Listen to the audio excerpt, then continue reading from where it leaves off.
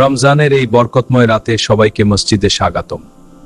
এই রমজানে আপনারা সবাই বেশি বেশি মসজিদে দান করবেন। হাদিসে আছে দান করলে টাকা পয়সা কমে না। আলহামদুলিল্লাহ,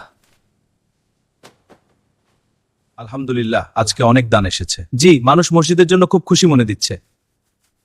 আজকের এত টাকা মানুষ দান করছে, এখান থেকে একটু নিলে কেউ বুঝবে না। হ্যাঁ, এখানে তো আপনি আর আমি ছাড়া কেউ নেই। কিছু টাকা আমরা রাখলে কেউ টের পাবে না। ঠিক আছে, কিছু টাকা আমরা রাখি। সামনে ঈদ আসতেছে, এখনো কেনাকাটা বাকি। ভাইরা, তোমরা কি করছো? এই টাকা তোমরা তোমাদের পকেটে নিতে আছো কেন? এই টাকা মানুষের নয়, এটা আল্লাহর ঘরের আমানত।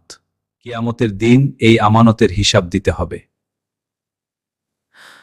ইমাম সাহেব, আমরা আল্লাহর কাছে তওবা করি। ভুল করলে তওবা করো, আল্লাহ অবশ্যই ক্ষমা করেন। বাবা, 5 ওয়াক্ত নামাজ জামাতের সাথে আদায় করবা, হালাল হারাম মেনে চলবা।